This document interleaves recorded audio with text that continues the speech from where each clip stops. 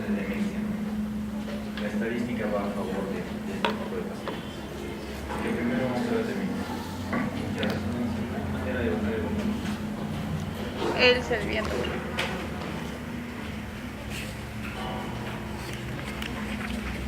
DSM-4 ya tiene una definición que se establecía hace mucho tiempo.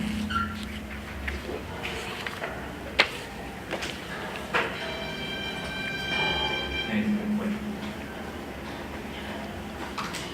Para hablar de demencia, vamos a tener que referirnos en primera instancia a las funciones cerebrales superiores, caracterizarlas de manera individual para ir luego describiendo la definición de demencia.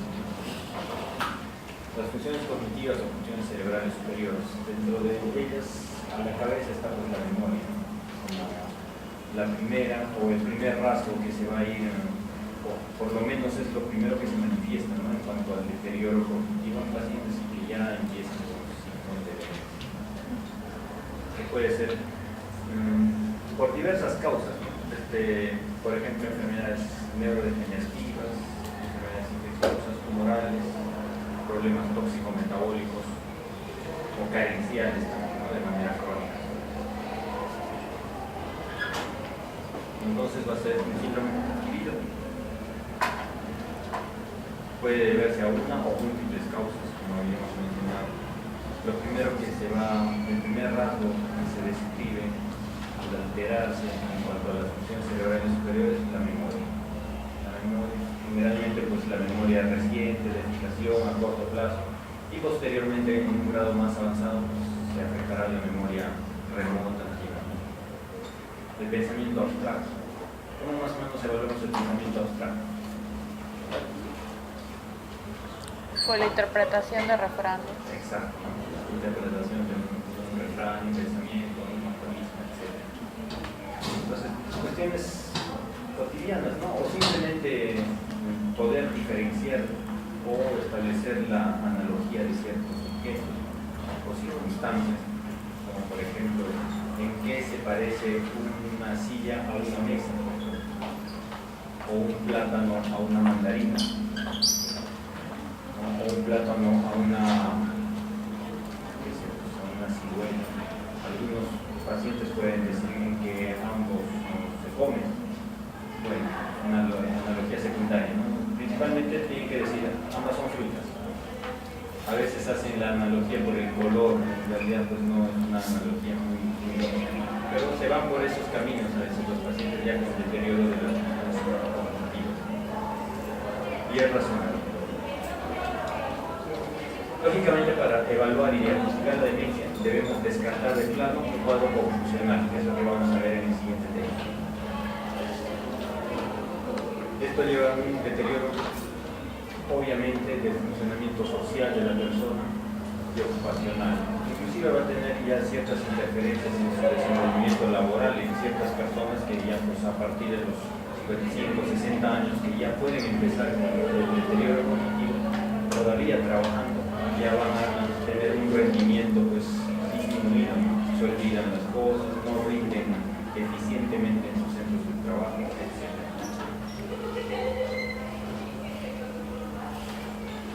El factor predisponente y de hecho no modificable es la edad. Generalmente el punto de corte es a partir de los 60 años o alrededor de los 60 años que empiezan ya a alterarse las funciones cerebrales. Y esto asociado a veces pues, a factores genéticos, más frecuentes en el caso del Alzheimer, al sexo femenino, hipertensión sistólica de presentación crónica, sobre todo en pacientes portadores de hipertensión con un tratamiento irregular o sin tratamiento. Y otras causas como por ejemplo la acumulación de tóxicos mentales, asociada a las demencias vasculares en aquellos pacientes portadores de factores de riesgo cardiovascular, como hipertensión crónica, diabetes a la cabeza, obesidad y esto asociado a las dislipidemias de manera crónica, arritmias cardíacas que pueden dar a la larga émbolos y el consiguiente infarto embólico o cardioembólico. Y estos pueden ir sumándose y en conjunto ir deteriorando las funciones cerebrales superiores. Entonces, en la etiología, pues, veremos que es muy diversa, ¿no? Desde las enfermedades, por ejemplo, neurodegenerativas como el Alzheimer, por ejemplo, la enfermedad de Parkinson, en la que pues, se presenta también la demencia, pero en un estadio ya avanzado. No es habitual que una enfermedad de Parkinson se asocie al mismo o al inicio de sus síntomas extrapiramidales el deterioro cognitivo. Esto ya se da más adelante. Y esta es una diferencia, por ejemplo, que se debe establecer con la enfermedad o demencia por cuerpos de Lewy, ¿no? En la que pues, tiene trastornos extrapiramidales que se caracterizan por Parkinsonismo, pero al mismo tiempo se presenta ya el deterioro cognitivo desde el inicio. Es una clara diferencia con la enfermedad de Parkinson. Obviamente, el tratamiento con levodopa o agonistas dopaminérgicos va a ser la respuesta mejor en el caso de la enfermedad de Parkinson. Y ahí tienen una amplia variedad, vamos a ir clasificando luego de manera más ordenada.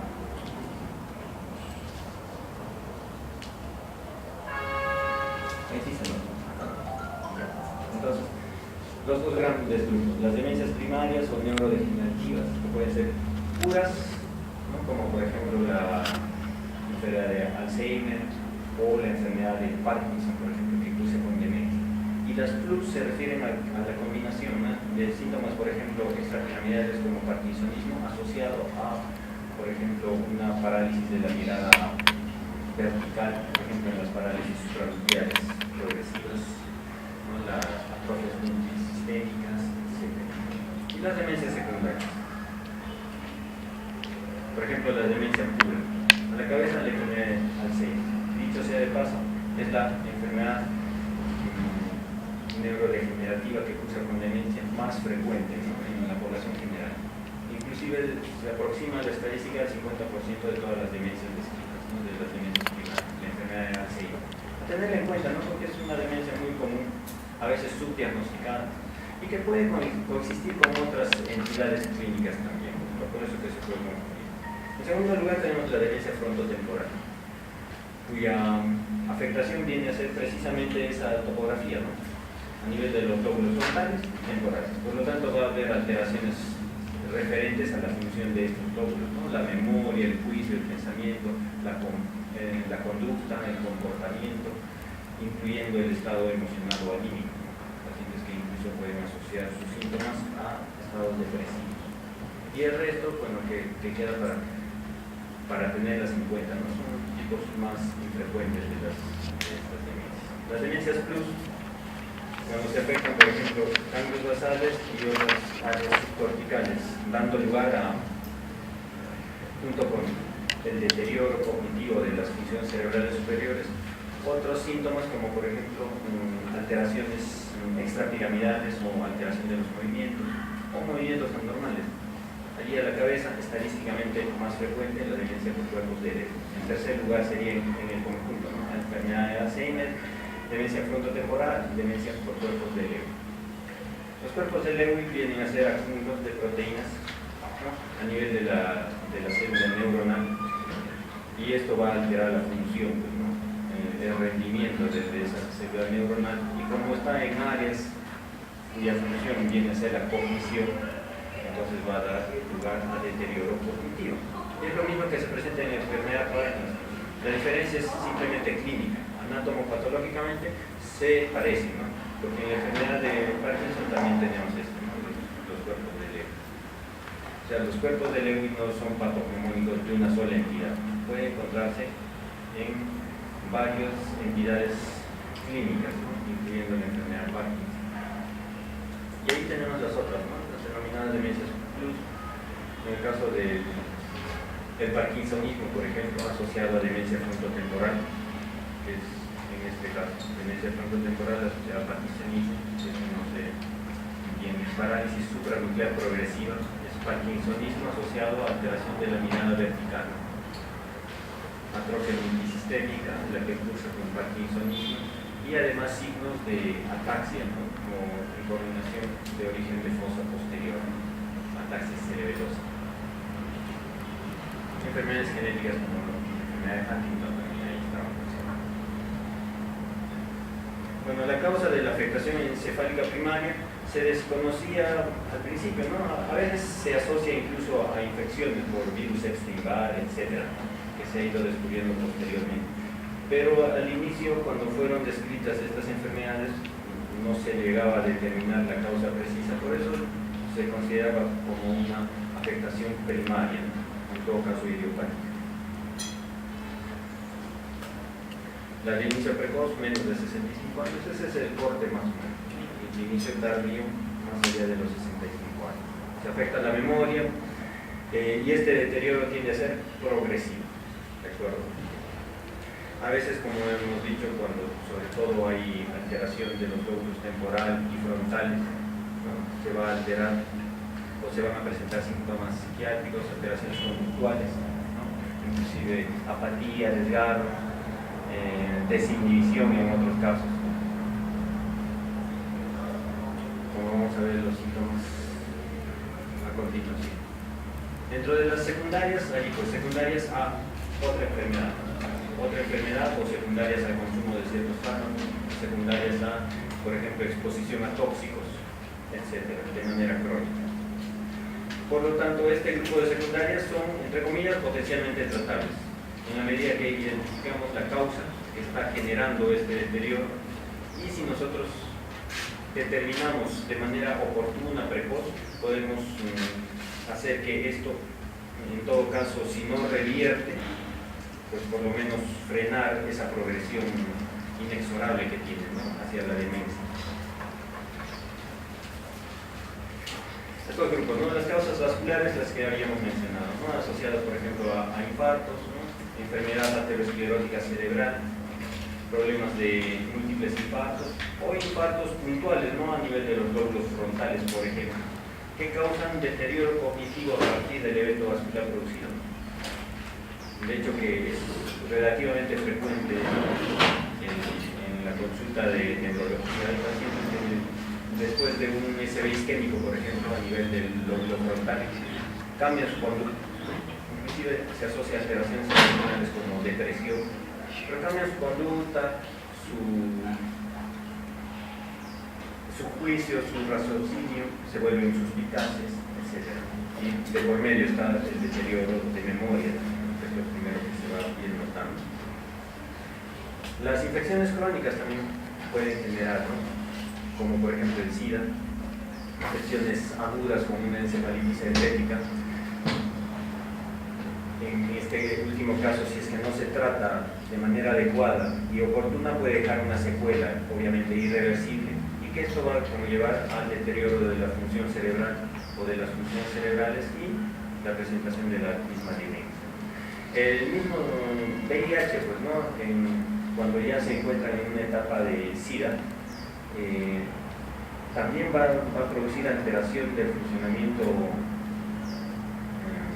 del parénquima cerebral, a lo que se ha conocido y se conoce actualmente, ¿no? Como el complejo demencia-SIDA. Es la demencia no producida por otras infecciones oportunistas, sino por la misma infección de VIH y su afectación cerebral. Por eso se conoce como complejo demencia-SIDA, un término que se maneja actualmente. Bueno, aquí está considerado las enfermedades priónicas porque los priones han sido considerados también como un proceso infeccioso. Sabemos que son proteínas, ¿ya? Pero que tienen una característica en algunos casos, como la enfermedad de Creutzfeldt-Jakob adquirida o la, por ejemplo, iatrogénica, postquirúrgica, por ejemplo, en la que estos priones tienen la capacidad de transmitirse. Por eso que en algún momento se consideran como enfermedades infecciosas. ¿De acuerdo? Pero es una entidad, por eso lo hemos puesto como un asterisco para que tengan en cuenta eso.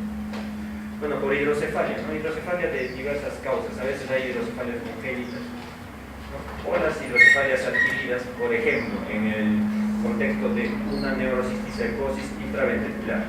El quiste de cisticerco migra a espacios estrechos, como por ejemplo con el agujero de Monro o los agujeros de Luschka, Mayendi o en todo caso el acueducto de Silvio. ¿Ya? Son lugares estrechos donde puede generar una obstrucción del flujo normal del líquido cefalorraquídeo y su circulación intraventricular. Por lo tanto, va a tender a aumentar el volumen de ese ventrículo obstruido, produciéndose la hidrocefalia, que es de curso progresivo y y que puede incluso generar demencia, ¿no? Incluso es un criterio de sospecha en el caso de las hidrocefalias crónicas, ¿no? El deterioro cognitivo, aparte de las alteraciones esfinterianas, ¿no? y también alteraciones de coordinación como ataxia. Las metabólicas endocrinas, ¿no? Por ejemplo, hipohipertiroidismo, maltratados sobre todo. La enfermedad de Wilson. ¿Qué es la enfermedad de Wilson? Por acúmulo de protoporfirina. ¿De qué ¿Porfirina? ¿Alteración? De cobre. Ah, sí. Es alteración del metabolismo del cobre, ¿no? Y alteraciones de la célula platina. Va a haber acúmulo en el parénquima hepático primariamente, pero cuando esta avanza y no se detecta de manera oportuna, estos acúmulos se van a dar a nivel del parénquima cerebral, sobre todo en los ganglios basales, ¿ya? Y estos pacientes cursan con deterioro cognitivo, demencia, aparte de que puede presentar ataxia o síntomas extrapiramidales. Pero tengan en cuenta que hay que esta enfermedad es como para sospecharla, pues así en una etapa muy inicial, ¿no? Porque si no, una vez que se impregna en el cerebro, esto ya tiene curso irreversible, a diferencia de su impregnación hepática. Cuando ya tiene síntomas de compromiso del sistema nervioso central, pues ya no hay mucho que hacer. Le podemos salvar la vida, eso sí, con quelantes, ¿no? Obviamente, pero con delpenicilina, por ejemplo. Pero una vez que se impregna en el sistema nervioso central, esos síntomas ya adquiridos pues ya son irreversibles. No tienen muy buen pronóstico de recuperación si el diagnóstico se realiza de manera tardía, pero es potencialmente reversible, ¿no? Si es que se diagnostica precozmente. Bueno, las carenciales ahí no se nota en el quinto grupo. Por ejemplo, carenciales, ¿no? Vitamina, por ejemplo la tiamina. Ustedes ya saben, la carencia de la tiamina, la carencia crónica, lo más frecuente que se presenta esto es en el alcohólico, va a dar lugar a la famosa ¿no? encefalopatía de Wernicke o la psicosis de Korsakoff. ¿Por qué se caracteriza la encefalopatía de Wernicke? Carencia de tiamina, ¿por qué? ¿Qué manifestaciones va a dar? Oftalmoparesia, ¿no? Hay una triada, ¿no? Anteriormente habíamos hablado en las manifestaciones neurológicas de enfermedades sistémicas. Ya hemos mencionado esta parte un poco. Hay una triada que le dicen triada clásica, que no es tan clásica porque se presenta en menos del 30 o incluso 20%, ¿no? De todos los casos. Pero es para considerar porque pueden ir los síntomas aislados. Si uno sospecha en el contexto de un paciente con una mala nutrición y consumo crónico de alcohol, podemos hacer que este cuadro demencial o de deterioro sea reversible. Este sí es potencialmente reversible. Entonces es oftalmoparesia, ataxia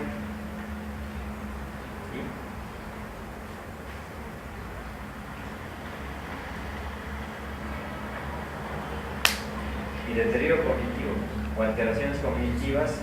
Le ponen SLATs si quieren, alteraciones psiquiátricas o conductuales. Las dos van de la mano, ¿de acuerdo? Eso entra en la triada diagnóstica de la encefalopatía de Wernicke, por ejemplo. Puede haber demencia por ejemplo, carencia de vitamina B12, ¿no? Carencia crónica. Ya habíamos mencionado que la vitamina B12 puede producir como una complicación crónica la polineuropatía, ¿no? O sea, una neuropatía periférica. Pero también puede producir alteración a nivel del sistema nervioso central, tanto en el encéfalo como en la médula. En el encéfalo puede producir demencia, ¿de acuerdo? Se manifiesta así con deterioro cognitivo, demencia, alteraciones psiquiátricas, conductuales también. Y a nivel de la médula ya habíamos mencionado la clase anterior. La famosa, bueno, no tan famosa entre ustedes, creo.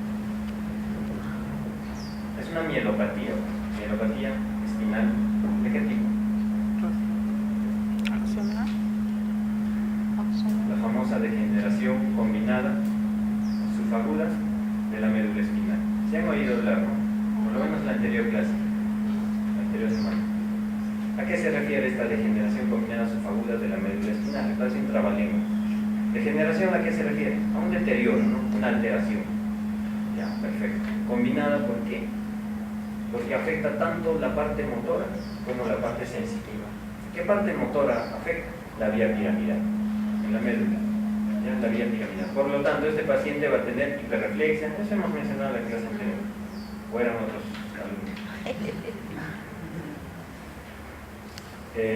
Hiperreflexia, no signos piramidales, hiperreflexia, hipertonía o espasticidad si quieren. ¿Qué más?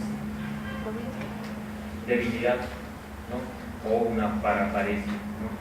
Debilidad de miembros inferiores. Babinski, ¿no? Signo reflejo de Babinski bilateral. Y la hiperreflexia osteotendinosa incluso puede cursar con el clonus, ¿no? Vamos a ejemplificar. ¿De acuerdo? Sí, una manito que bajaba. Ya. Entonces, esa es la parte motora, la vía piramidal. La parte sensitiva es la afectación de los cordones posteriores. ¿Y qué vía viaja a través de los cordones posteriores? De manera ascendente. La vía de la sensibilidad propioceptiva. Es decir, ¿cómo evaluamos la sensibilidad propioceptiva en ese paciente? En quien ya hemos evaluado su fuerza muscular, hemos visto sus reflejos que están aumentados, tiene clonus, tiene Babinski bilateral. ¿Cómo evaluamos la sensibilidad propioceptiva en ese mismo paciente? La sensibilidad vibratoria. Tenemos un diapasón a la mano. Esa es la manera de evaluar sensibilidad vibratoria o palestesia. En estos pacientes está alterada. La sensibilidad termoalgésica puede estar preservada normal. Siente frío, caliente. Cogemos un alfilero, un mondadientes, evaluamos y si siente, no hay nivel sensitivo algésico. Pero le ponemos el diapasón y no siente, o sea, tiene apalestesia. Por eso se llama degeneración combinada, ¿no? Piramidal y propioceptiva. Su fagura por su curso cronológico y de la médula espinal, eso sí ya pues es lógico, de la médula espinal. ¿Listo? Entonces, las traumáticas, bueno, los famosos, por ejemplo, traumatismos cráneoencefálicos, que pueden cursar con hemorragias, por ejemplo, epidurales, subdurales.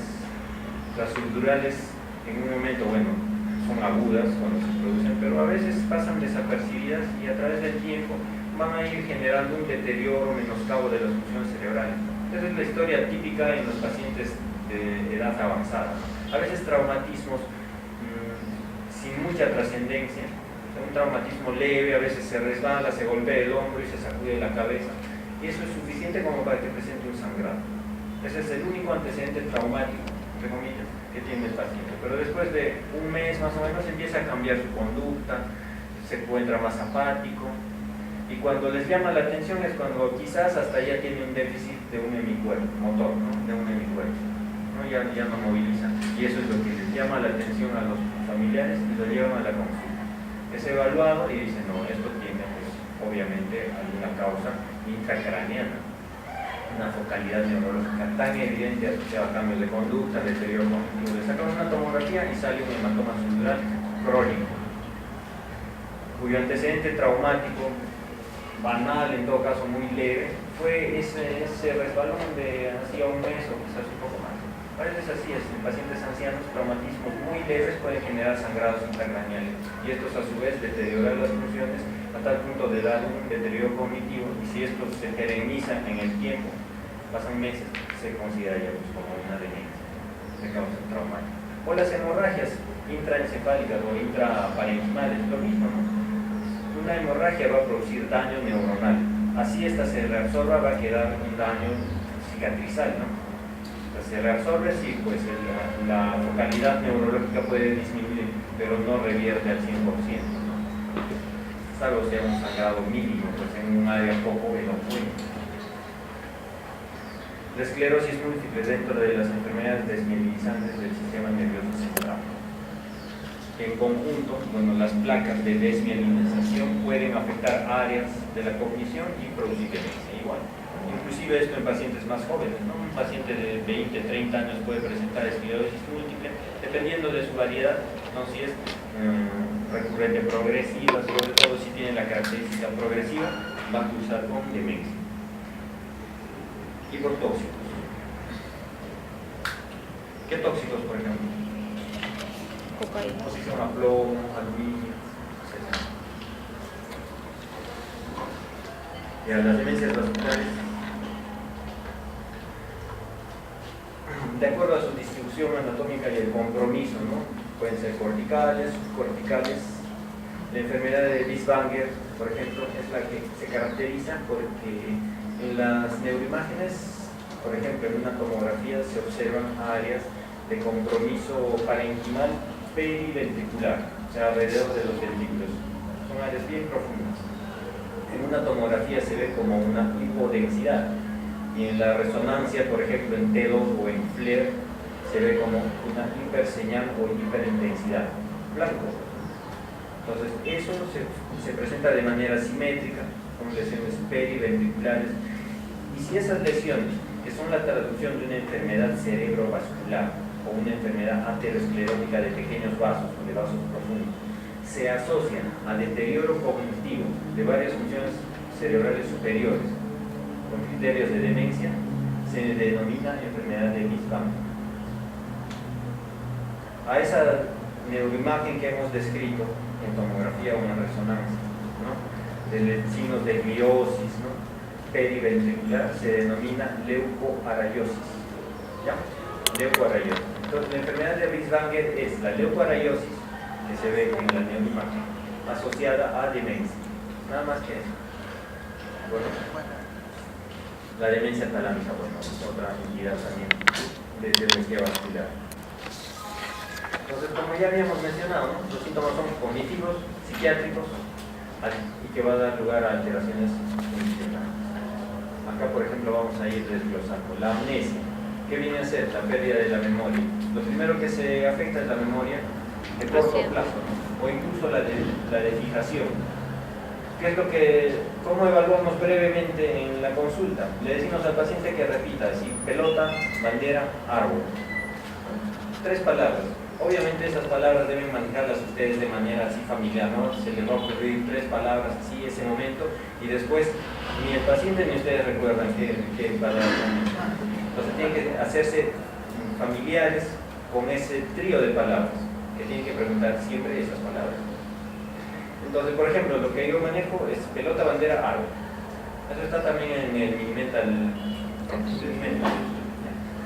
Entonces, luego le hacen otras preguntas, como que lo distraen, lo sacan de ese contexto al paciente, más o menos alrededor de 1, 2, 3 minutos, y le vuelven a preguntar. Entonces, pelota, bandera, árbol. Si recuerda las 3, bueno, tiene la memoria de fijación conservada, ¿no? Fijación significa que está como que dejando esa huella, ese sello en su memoria, ¿de acuerdo? Porque a veces hay pacientes ya con demencia, ustedes le dicen, a ver, repita conmigo, pelota, pelota, bandera, bandera, árbol, árbol. A ver una vez, pelota, bandera. Entonces hay que reforzar a ese paciente. Le volvemos a hacer repetir. A ver, nuevamente, pelota, bandera, árbol, hasta que repita las 3 veces y fije bien, porque si no fija bien esas 3 palabras, no van a poder evaluar la memoria de reflexión, que es la que van a evaluar después de 3 minutos. ¿Ya? Entonces, se evalúa la memoria de fijación. Si tiene dificultades para fijar, o sea, tienen que repetirle varias veces y aún así fija las 3 palabras, ya tiene alteración de la memoria de fijación. Entonces, obviamente no va a tener la capacidad de reflexión. Entonces, de esa manera se evalúa.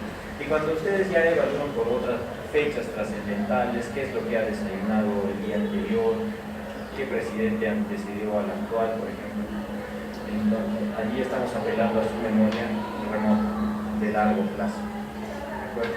Cierto tipo de experiencias colectivas, por las que, por ejemplo, atravesó el Perú, y si el paciente es de acá de la zona, obviamente tendría que saber. Entonces, esas cosas hay que evaluar en la memoria. ¿De acuerdo? La afasia también se presenta, ¿no?, sobre todo en estados ya más avanzados, trastornos del lenguaje. Sobre todo se caracteriza porque hay dificultades para denominar. Ustedes le muestran un lapicero y le dicen, ¿qué es esto? Y el paciente todo entusiasta dice, lo ve como algo familiar, obviamente, porque reconoce que es, pero no puede denominarlo. Dice, y se queda ahí. ¿Qué es esto? ¿Para qué sirve? Para escribir, pues sabe, ¿no?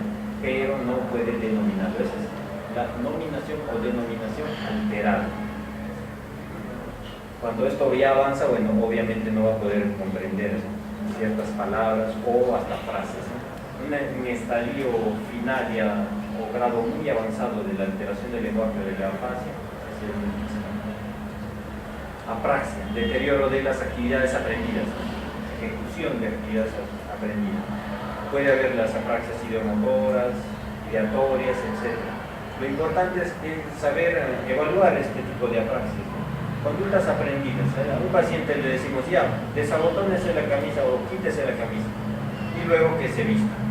Esa apraxia del vestido, por ejemplo, podemos evaluar aquí. A veces pueden desvestirse y para abotonarse, a pesar de que tienen fuerza, ¿no? Aparentemente algo de destreza, pero no llegan a poner los botones en su lugar correspondiente. Pueden hacer eso con cualquier otra prenda de vestir, ¿ya? Pueden apelar, por ejemplo, la incapacidad para la actividad constructiva de actos motores habituales. Por ejemplo, una simple ideatoria, ¿no? Ustedes le dicen, si el paciente fuma, digamos, ¿no? O ha fumado, le dicen, ya, hágale cuenta que tiene una cajetilla de cigarrillo y al lado una cajetilla, una caja de fósforo. Usted va a sacar de la caja de cigarrillos, haga de cuenta que va a sacar de la caja de cigarrillos un cigarro, lo va a poner en tu boca y luego va a sacar un palito de fósforo, lo enciende y prende su cigarro. Todo eso tiene que ir de manera abstracta, ir construyendo, porque no tiene el objeto, ¿de acuerdo? Entonces ese tipo de actividad constructiva ya de hechos ya más elaborados, pero ya previamente aprendidos por el paciente, también va a ir perdiendo esas capacidades, y esa es otra forma de evaluar. O actividades más simples, ¿no? Haga de cuenta que va a coger un peine de su cartera y luego se va a arreglar el cabello, se va a peinar. Y eso tiene que hacer el paciente. Pero hay pacientes con demencia que ya no pueden hacer esa sucesión de actos motores, ¿no? Abstractos, ¿no? O sea, que los tiene que tener en su mente porque el objeto no lo tiene en el momento. La agnosia. Agnosia es capacidad de reconocimiento. La agnosia, dificultad para reconocer o identificar objetos o personas. Agnosias hay visuales, táctiles, ¿no? Ustedes le dan objetos para que puedan reconocer con los ojos cerrados, ¿no? A través de las manos. Las agnosias visuales, por ejemplo, identificación de objetos o de, digamos, tienen fotografías, personas familiares muy allegadas al paciente o personas, digamos, de conocimiento, dominio público, autoridades, etc., ¿no? Alteración de... Bueno, para esto obviamente hay como unos instrumentos, ¿no? Para ir en base a fotografías, en base a esquemas, dibujos, como para ir evaluando de manera más profunda. Pero en la consulta ustedes pueden hacer de manera así rápida, por lo menos a grandes rasgos, para darse una idea de qué y cuántas funciones cerebrales superiores están alteradas para ustedes formular el diagnóstico de demencia. Las capacidades ejecutivas, por ejemplo, es lo que habíamos hablado, asociado a las praxias. La orientación es otro rasgo que se va a alterar en la demencia. El primer rasgo de orientación que se altera es la orientación Espacial. temporal, luego la espacial y luego la interpersonal y finalmente la de la propia persona, o sea, ya no se identifica a sí mismo. Entonces lo primero es la desorientación temporal, ¿de acuerdo? Aproxexia, eso no. Algunos sin necesidad de tener demencia siendo estudiantes de medicina tienen aproxexia, algunos hasta se quedan dormidos. Entonces, ¿cómo evalúan la atención? Entonces, la atención es la capacidad de mantener un estímulo o una orden a través del tiempo. ¿A través de cuánto tiempo? No hay nada, digamos, un corte establecido. Pero en la práctica podemos hacer de la siguiente manera. Yo le digo a cualquiera de ustedes que me mencionen, por ejemplo, menciónenme los meses del año, pero en sentido inverso, empezando en diciembre. Y vamos a retroceder. Diciembre, noviembre, octubre, septiembre, agosto. Entonces,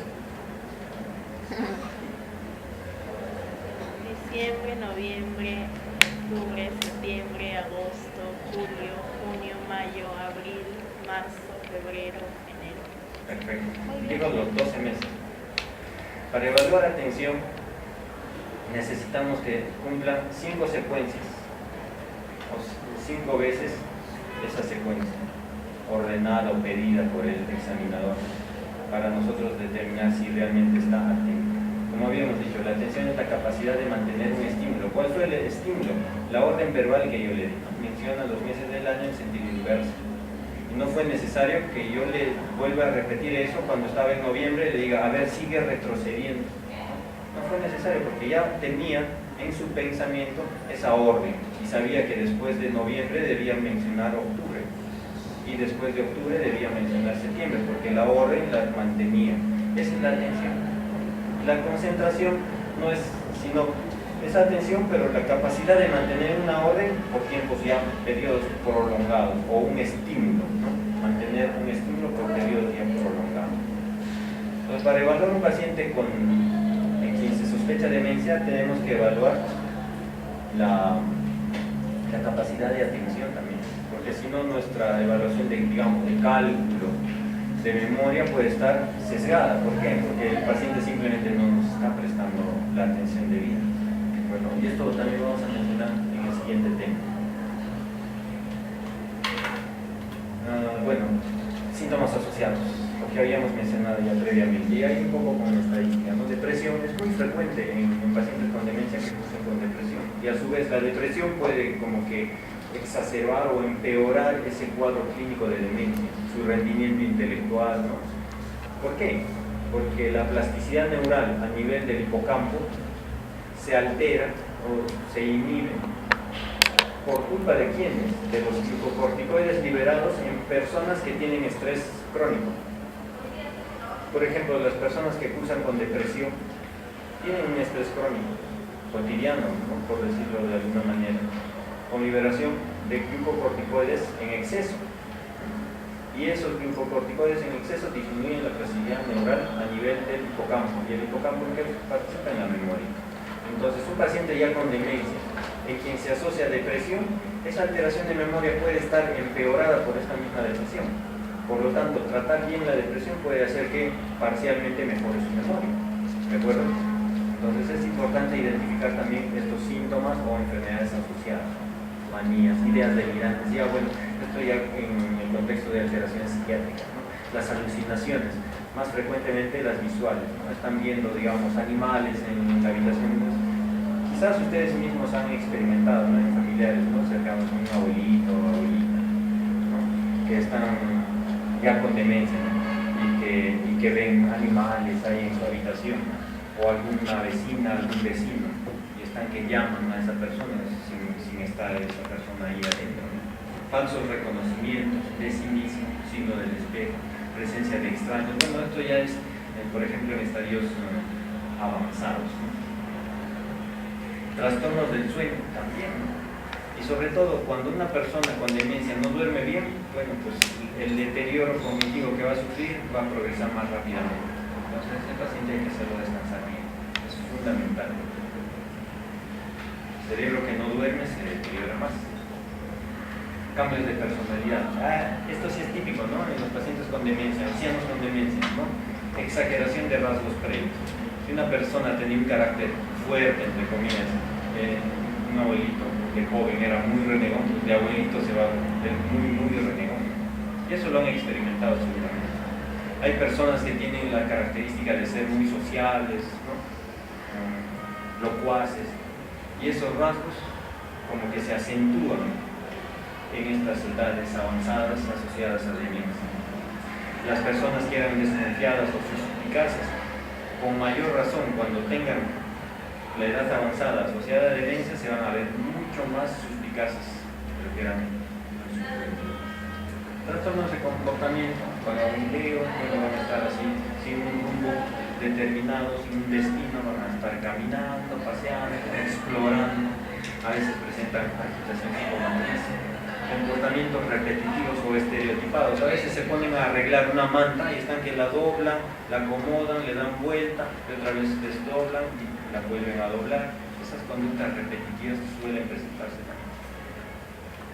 trastornos de comportamiento sexual, habíamos mencionado, ¿no? A veces se presentan pues desinhibiciones sexuales, erotomanías, etc.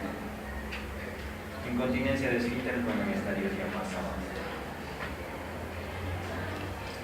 Las actividades instrumentales de la vida diaria, ahí se van a ver afectadas, ¿no? Las domésticas, financieras, control de la medicación. Estos pacientes por sí solos no tienen un control adecuado o regular de su tratamiento farmacológico, ¿no? Eso es frecuente.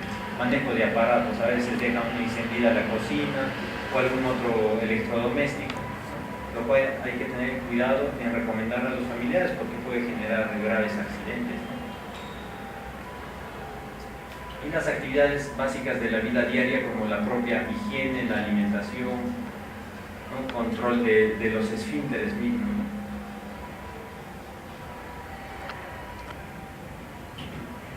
Para el diagnóstico, una historia clínica amplia, sobre todo para ver los antecedentes, ¿ya? En aras de identificar factores potencialmente reversibles o tratables. La evaluación cognitiva, lo más común y lo breve es el Mini-Mental State Examination, ¿no? Es el Mini-Mental, pues, ¿no? Que se utiliza en la práctica diaria. Y el test de reloj también, que es un test muy corto, abreviado y también útil, orientador, ¿no? Y se pueden evaluar los dos al mismo tiempo para pues, optimizar el diagnóstico, ¿no? Valoración de esto ya es índice de Bartel, por ejemplo, de CAT-ya de grados de dependencia o de discapacidad, cuando la demencia está ya avanzada. Diagnóstico diferencial a través de la escala de Hamilton, que es una escala para valorar estados depresivos. Entonces hay que establecer el diagnóstico. A veces se confunden, ¿no? Pacientes de 45, 50 años crónicamente con una depresión subdiagnosticada o no diagnosticada en todo caso, acuden por amnesia, deterioro de la memoria, que me olvido, que ya no, todo lo que leo no capto, confundo, y a veces eso se puede confundir con una demencia, ¿no? Entonces hay que evaluar a través de la escala de Hamilton para diagnosticar si es que realmente es una demencia, un deterioro cognitivo o simplemente es una depresión que induce con alteraciones de memoria.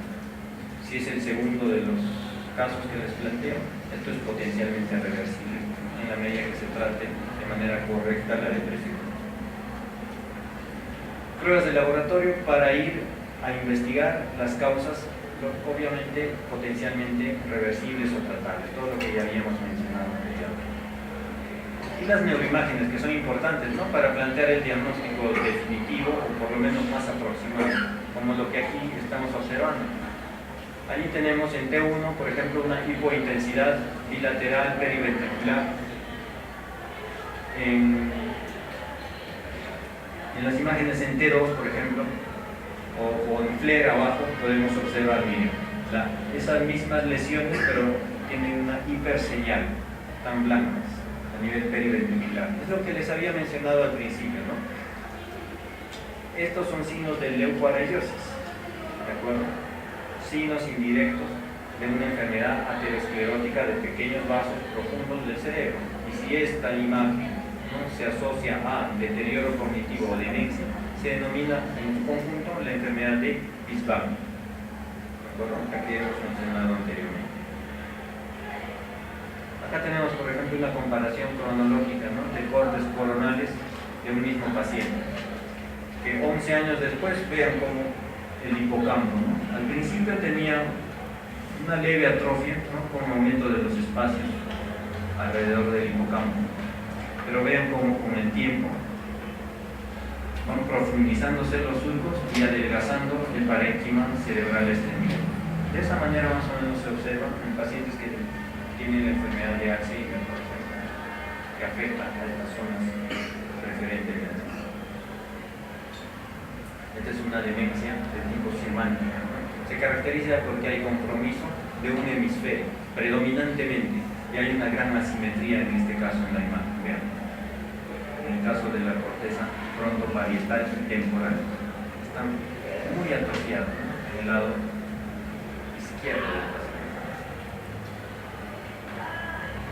Esta demencia multiinfarto, por ejemplo, múltiples áreas de infarto, áreas no confluyentes en algunos casos, aisladas, correspondientes a infartos tropicales, en este caso infartos tropicales, y en este otro ya pues leucoariosis periventricular también. Y acá hay otras áreas de microinfartos, ¿no? Áreas de microisquemia.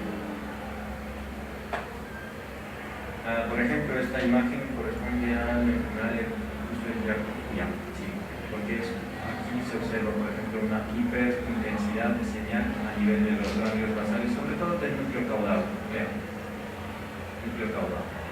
Y no da otra alteración. El parénquima cerebral suele observarse normal.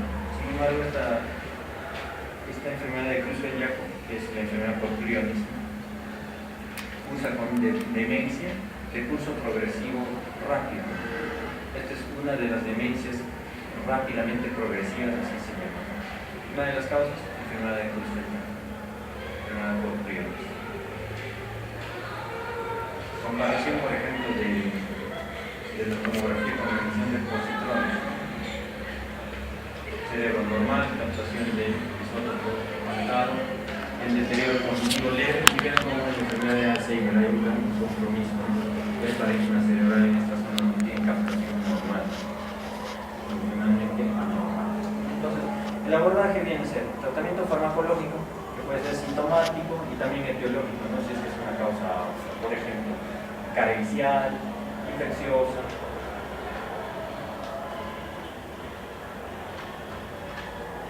Por ejemplo, de los síntomas cognitivos, los fármacos nootrópicos. En la enfermedad de Alzheimer se recomienda, por ejemplo, el uso de inhibidores de la acetilcolinesterasa, ¿no? Donepezil, rivastiquina, isostimina.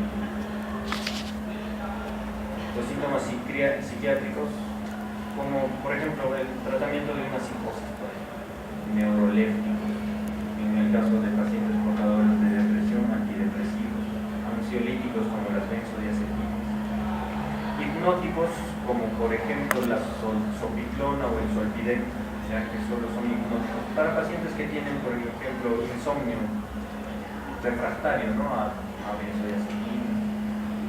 Entonces es importante que los pacientes duerman bien de noche, porque si no también, aparte de no descansar y deteriorar más su cerebro, pues de día van a estar con somnolencia, hasta que cabecean, apenas se sientan y están durmiendo. Y eso es frecuente, ¿no? En la consulta.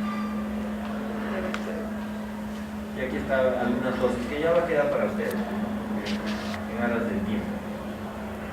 Donepezil, por ejemplo, inhibidor de la acetilcolinesterasa, igual que la rivastiquina. La galantamina también es, y la memantina, que es un inhibidor de uno de los receptores del glutamato, que es el NMDA, N-metil de aspartato. Es uno de los varios receptores del glutamato.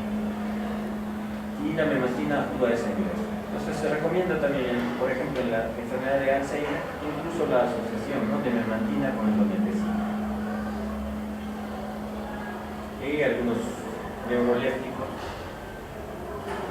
las dosis diarias, dosis de inicio, por ejemplo la risperidona o la quetiapina, ¿no? que son frecuentes en pediatría. El haloperidol, por su presentación parenteral, tiene la ventaja de que se puede administrar en episodios, por ejemplo, de agitación psicomotriz para una respuesta más rápida.